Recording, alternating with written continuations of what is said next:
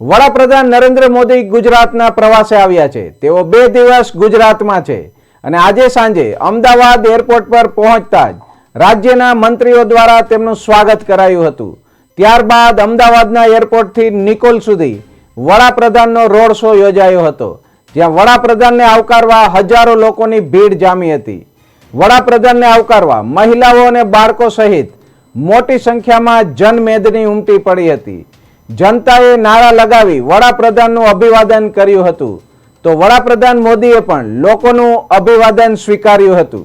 આજે અમે ઋષિકુમારો સાથે દેશના યશસ્વી અને તપસ્વી વડાપ્રધાન જ્યારે આવી રહ્યા છે ત્યારે સંસ્કૃત પાઠશાળા શ્રી હીરાપુરી સંસ્કૃત મહાવિદ્યાલય દ્વારા ઋષિકુમારો દ્વારા 150 ઋષિકુમારો દ્વારા અહીંયા શંખનાદ અને વેદના મંત્રો દ્વારા શ્રી પીએમ સાહેબનું સ્વાગત થાય અને દેશ વિશ્વગુરુ બને એ જ અમારી પ્રાર્થના છે।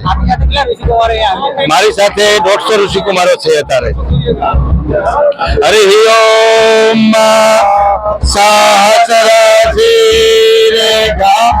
પુરુષા સહસ્રાક્ષ સહસ્રપાદ ભૂમિકો સર્વતત્વતવા प्रतिष्ठा गुलाम सनातन धर्म की जय, सनातन धर्म की जय।